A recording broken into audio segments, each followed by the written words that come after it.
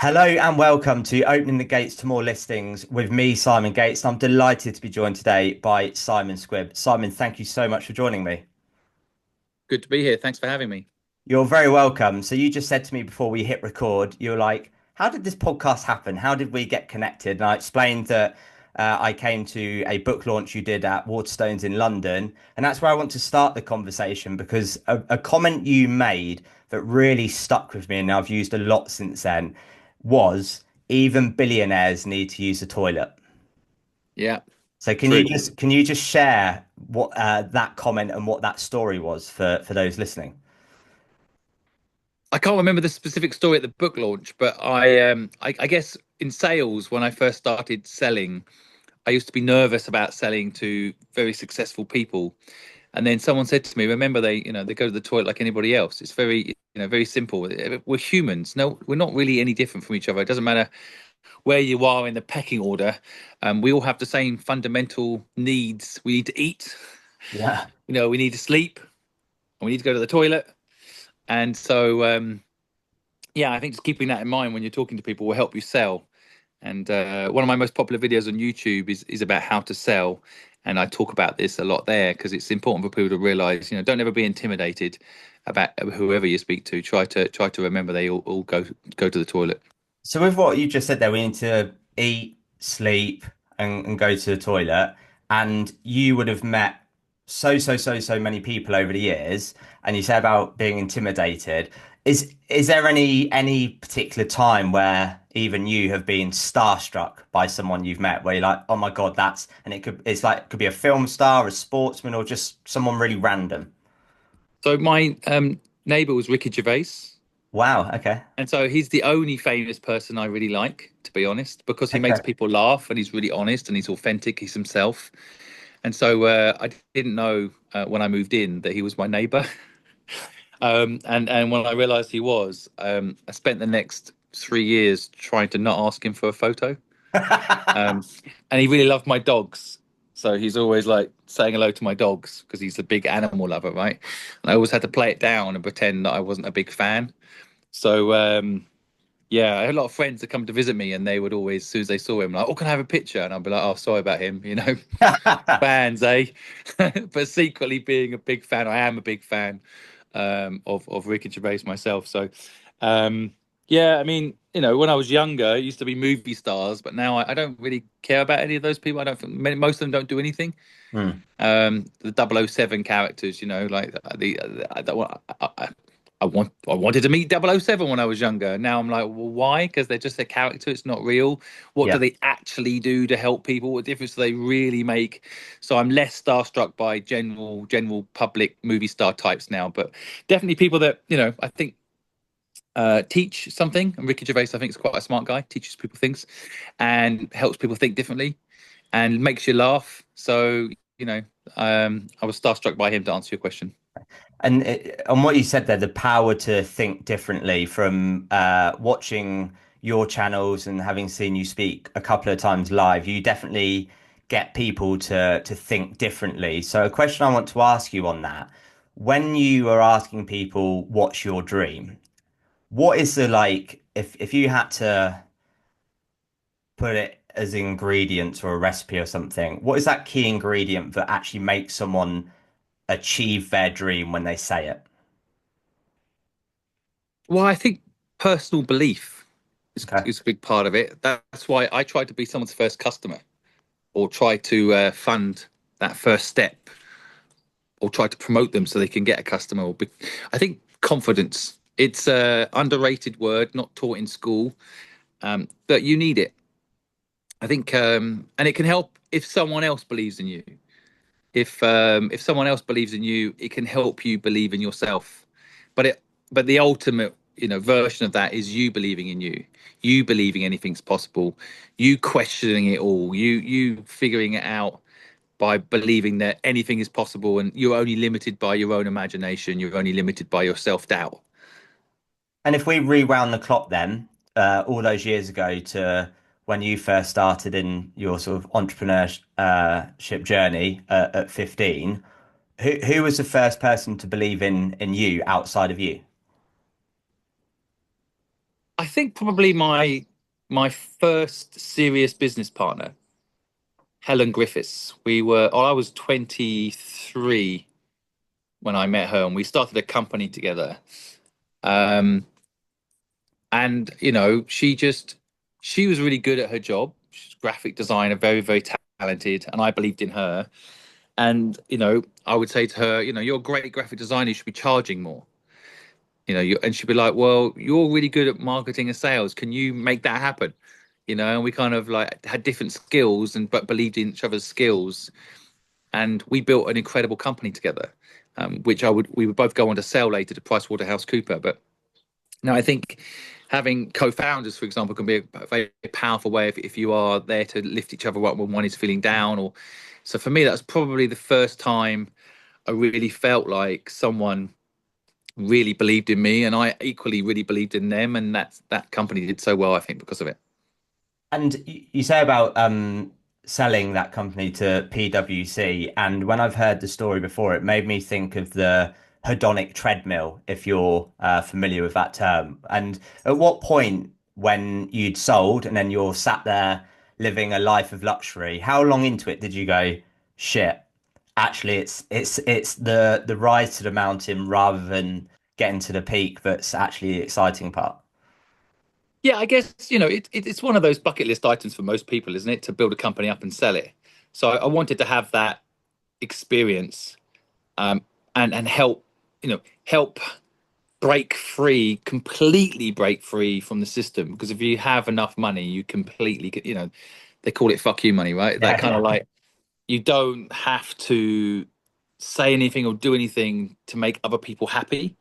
So if I want to slag off the education system, I can. I don't need to think about, oh God, what if someone, cancels the order? And yeah, so I really enjoy being free, but that freedom came with a slight lack of direction after that. So I think that was the problem. Once you have, if you want to be successful, you don't just want it. You don't just need to want it. You need to need it. Hmm. So money can be a need. You need money, right? Once money is removed from the equation, now what makes you get up every day and do something? And so I had that experience of like, wow, who am I? Why am I here? What's the point? I go work, I earn money. Well, I don't need money, so why would I go and work? And so it's a really interesting process to kind of go almost like the 6 stages of grief. It's a similar kind of process where you initially feel, oh, well, grief is the opposite, but initially you feel, a sense of like, okay, I've made this money, great, and then you have that sense of like, oh, I spent some of that money, and then like, oh, this money I'm spending isn't bringing me happiness like I thought it would, and now these possessions own me. I bought a fancy car, right, and it got scratched, and I'm like, oh God, I've got to take it to the garage, it's got scratched, and all these things you think are going to make you happy, turns out they don't, yeah, and ironically, the work I was doing before, in some respects, I was happier when I had something to do than when I have nothing to do. And I think we've all experienced this through COVID, for example, right? Like sitting at home all day doing nothing. Well, hey, sounds like a good idea until about 2 weeks in, you're like, shit, this is crap, you yeah. know? And I You just experienced that through selling a company. It was just, and I think about 6 months in, I started to be a little bit depressed. okay. Like I'd go out and people are like, what do you do? I'm like, I don't know, just sit on money. Like I used to have a company, and I think that's when I kind of woke up next level and just thought, okay, well, what can I do to make the world a better place? The very question they don't ask you at school. They ask you, what will you do when you grow up, right? But it should be, Yeah, what problem will you solve? And I think I asked myself that question, and that's when I decided to do what I'm doing now and try to fix the education system and so on. love it. So I'm going to chuck a date at you now. Going to really test your knowledge and memory. Would the 19th of December 2011 mean anything to you? Uh, no, remind me. So when I was doing research for this conversation, that is when you actually started your YouTube channel. Oh, really? Yeah, Okay, wow. Yeah, that. I mean, I think I started that YouTube channel when I was still running Fluid, yeah, and I just wanted to, because I it's a marketing agency, so I think I just wanted to learn this thing called YouTube. Um, so yeah, I mean, a lot of people might see me online now and think, oh, Simon Squibb. online. Everyone kind of knows, but 2011 is when I started. So Yeah. it's a long journey. So Well, I think yeah, the point I want to like make there for anyone listening is that December 2011, you kind of started a YouTube channel. It was 4 years ago, I believe, that you posted a video, and there's now 981 videos on YouTube. yeah, So just yeah, try to get the point across to anyone listening to this that like even you see Simon, who's very inspirational online and has got what is it, 14 million followers roughly in total across multiple yeah, channels. And exactly. everything you've done, yet there was still a gap between kind of starting that channel and then obviously of course selling a business and whatnot and then finding this new purpose. So like for anyone listening who's like, oh, I'm not sure about it, is it a bit too late in life, I don't know whether to do it. I think I just wanted to share that as an example as to like something happening. And in terms of something you said earlier about what problem do you want to solve, I wrote that down and put a circle around it. So it's something I wanted to cover off you, but you've already touched on it, and that just takes me back to something you said as well when I watched you speak at Box Park the other night, and I think you said something along the lines of "ask for money, get advice; ask for advice, get money." Is that correct? Yes. I'd never heard that saying before, and I just sat there. I was like, I got to get my phone out straight away and make a note on that. And that's so true. Can you expand on that a bit more and what you mean? Well, I've invested in over 80 companies and I have seen all sorts of interesting things when it comes to like people raising money when they shouldn't. Okay. So, they raise money, they get an investor, they have a little celebration party, and then 2 years later, they realize they're working for that investor. Every time I watch Dragon's Den, I think it's just so out of touch, out of date. There's no money person sitting there as a dragon, and you've got to beg them for money. Most good investments, the investor is begging to invest. Yeah, And so the dynamic is completely out of date. Dragon's Den is completely out of date. And I think the same applies to like people want to raise money. Be careful, make sure you really need it, and make sure it's not just you need more sales, because more sales means you don't have to give equity away. So if you get an income, you don't need to give equity away for money. But too many people have been trained by Dragon's Den to think they need money. But if you do need money, if you genuinely do need money, which people genuinely sometimes do, then the thing I've noticed is that I've invested in a lot of companies, but I've also seen people raising money. I've also been involved in businesses raising money, and what I noticed is that if I and this isn't, you've got to do this genuinely. This shouldn't be used as a trick, but if you genuinely interview someone before taking their money, so the way Dragon's Den should be is it's two-way conversation. So it's not like give me 40% of your company and I'll introduce you to Tesco's. That's the Dragon's pitch, right? But like, well, why Tesco's and what else can you do? And where else are you connected? What would the deal at Tesco's look like if you were involved? And like almost grill people where they're then answering questions. Because what happens is people's psychology is you are no longer the person begging, and you are the person pushing. Hmm. And so if and the simple line, the tweet is, if you ask someone for help or ask someone for advice, they'll give you money. Because at the end of it, quite often people will be like, I can really help. I promise you I can. I really can. Here's all I can. And I'll give you some money. Yeah, Whereas if you start the conversation with like, okay, I'd like, you to give me £100,000 for 2%, the power dynamic very quickly is that person on the other side starts to ask questions. Well, what do you need the money for? What will you do with it? Well, no, you don't need to do that. You don't need money for that, And slowly you end up like they end up giving you advice about why you don't need that money. So people, if they understand, if you want to raise money, ask for advice. If you want to, if you ask for advice, you will get money. But if you ask for money, you will get advice. Now, yeah, ideally, an investor should be doing both. yeah, And the best investor is one that joins you operationally. So actually gets involved in the day to day. They're the best type of investors. And people don't know that because again, Dragon's Den is, I'll give you a seat in my office in London and I'll tweet about you a couple of times and introduce you to someone at Tesco's and then leave me alone. And the reality is the best investors will be ones that are, your co-founders. So when when you were getting investment from someone, or you're seeking to invest in someone, or the people that you employ, your friends, or even your son Aiden as he's growing up, what are three non-negotiables that you want to see in the people you surround yourself with? Well, I first of all think the word fun is not used enough in business. Yeah. People need to have more fun. So that's one part of it. I think I want to work with people that are fun. I want to enjoy the process. I think authenticity, people are themselves. There's no bullshit. Total honesty. Um, and then I guess finally for me, it's like alignment of mission. Mm. So I care about the same things that you care about. Um, and that makes the mission easier. If I really care about the problem you're solving in your business, then I will get involved, and and it will be fun because we both care about the same mission. And I think it all aligns if you follow those kind of three principles.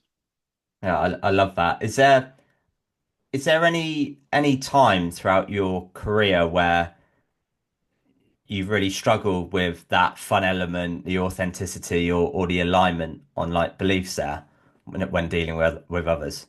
Of course, many times I think I invested in a business that I ended up running, which I lost $1 million US on.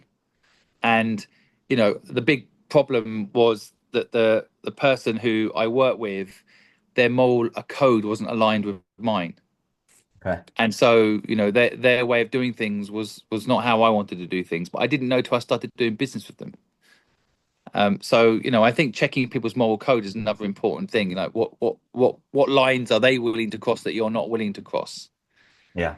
And I think understanding someone's moral code is really quite important, and we don't do it enough. I mean, I noticed in England, for example, people don't get references anymore. You need to understand who you're working with, and what they're willing to do. Someone a little while ago approached me and offered me a database of someone else's company. I'm like, I don't want that database of someone else's company. And if you're willing to sell their database and come and work with me, you're willing to sell my database. And this Yeah. is, they sold it as a benefit. Like, I can give you this database. I'm like, well, that's just wrong. But some people, I'm sure, will be like, oh, that's fine. Yeah, let's grab that database and I can make loads of money from it. And thank you. But I think you've got to know where your line is. And I never want to take shortcuts in life. I don't think you ever want to be successful and look back and say, oh, I took a shortcut. That's how I got there. That'll ruin the journey. Yeah. Yeah. So true. So you're known for giving out so much amazing advice. But what's the best piece of advice you've ever been given? Best part. I mean, again, I don't. I don't think at this point in my life I've really had that much advice from people. And most of my stuff is self-taught. I mean, my wife is just an incredible human being, and we've been together 23 years. And I think she's always given me help to make the right decisions. So, for example, in 2008, there was a financial crisis. Yeah. Some will know, some won't have even been born yet. That might be listening to your podcast. But there was a crunch moment in our business where we one of our big clients, big financial institution, almost went bankrupt, and they couldn't pay us. They owed us a couple of $1 million US dollars, and they couldn't pay us.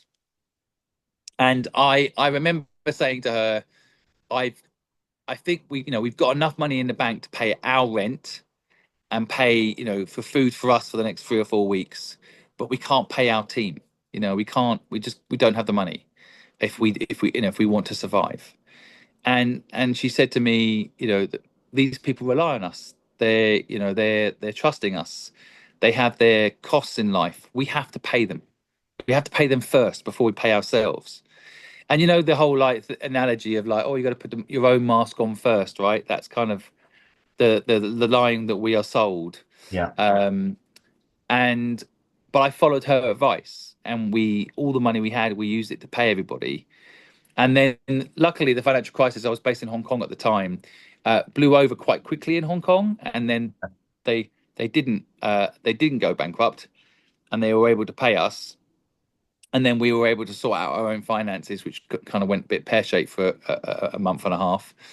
And the point is, in the end, that all the people in the team, um, we didn't just say we cared about them and they were our priority.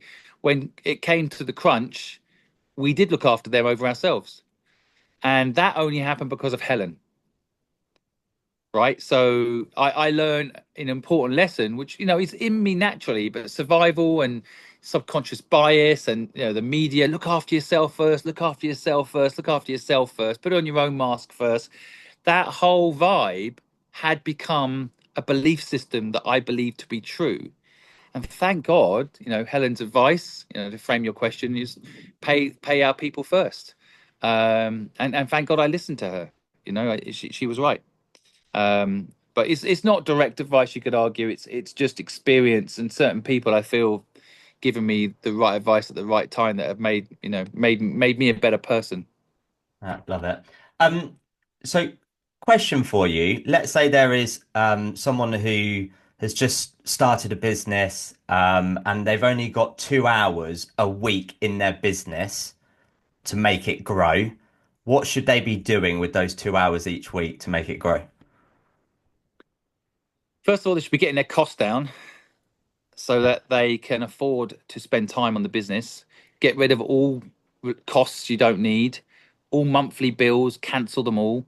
Netflix, get rid of it all. Get your costs down. Spend as much time as you can getting your costs down, because that you can control instantly. The other, hour and 20 minutes, get a customer. Get a customer. Get one customer that will pay you. And then if one customer can pay you, maybe that's half your monthly income. If two customers pay you, now that's just monthly income covered. And then you can quit, right? Yeah.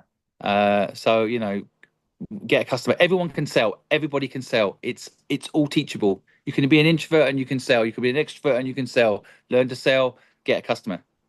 I think I'm a prime example from doing this podcast and getting you to come on as a guest. I'm a massive introvert and I still managed to sell coming on the podcast. So there we What go. I mean. Introvert, extrovert. People think, oh, I'm not a salesperson. Yes, you are. And even if you think you're not, you are going to lose out in life, because you have to sell yourself in a job interview, don't you? Yeah. You have to sell yourself, many times over. When you meet a partner and you want them to like you, you have to sell. So learn it. It's a skill, all teachable. Absolutely. And having you on, it'd be remiss of me not to mention your Sunday Times best-selling book, What's Your Dream? Thanks. So what did that feel like when you knew you'd become a bestseller? A bit surreal, to be honest. At 14 years old, a teacher told me I was stupid because I'm dyslexic, and back then it wasn't easily diagnosed, but I couldn't read. So the fact that I've now got a book that's number one on the Sunday Times bestseller list is kind of mind blowing. But the truth is that the book has done well because the community that I serve has supported me.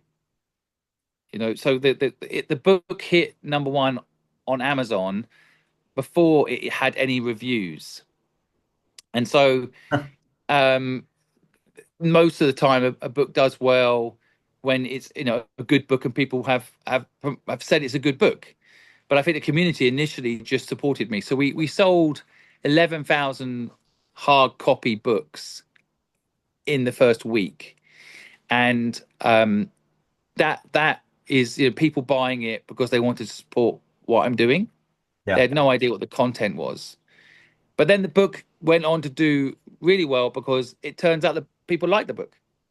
So, and then people would promote it. But that 10,000 odd people at the beginning, all promoting the book, led to it being successful. So, community is such an underrated thing these days. Even though everyone knows the word, people understand the concept.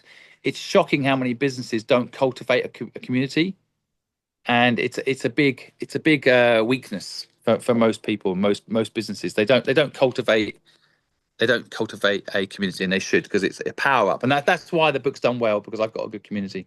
I'd like to think in my little niche environment, I've done relatively okay with the community that I've built, and you really have drilled home to me how important that community is in what you just said. And something I had written down on my notepad in readiness for this conversation was something you talk a lot about, which is give without take. And I think that's why you had 10, 11,000 people pre-ordering that book and it becoming a bestseller without even knowing the content of that book because of the community you built up and just not expecting anything in return, just keep continuously giving out value. Yeah, and for 5 years, I helped someone every day for 5 years and took nothing. I mean, someone offered me £10,000 to help them for an hour, and I still helped them for free. So, and I think that that's another thing a lot of people don't realize. You're not supposed to live in a give and take world. That's not how we are naturally built. You're meant to help without any expectation of anything in return, and it comes back to you in all sorts of ways. But people don't practice this enough. Yeah, no, so true. Right, we're coming to the end of the podcast now. So one final question for you. You obviously have so many different conversations with a variety of different people. Is there any question I've not asked that I should have asked you, or what's a burning question that no one has ever asked you that they should be asking you when they are fortunate enough to get you in a conversation like this? What's the purpose of life? And what is your answer to that? What is the purpose of life? Well, what do you think it is? Um, I would say my immediate thoughts on that, and I'm not trying to be cliche in this, is that it is to be happy. And for me, being happy is helping others. And that's how I would simplistically describe it. Yep, I think that's a really great way of putting it. My kind of simple one-liner is the purpose of life is a life with purpose. You've got to have something bigger than yourself to focus on. And if you do that, life's better. Love that. I think that's a fantastic way to end the conversation. So, for everyone listening, please do like, subscribe, review, share. If you have been living under a rock and don't know who Simon is, and you're not following him on socials, or you haven't bought his book or read it, please go do so now. And that just leads me to say, Simon Squibb, thank you so much for being an amazing guest. I really appreciate it. Pleasure. Nice to meet you.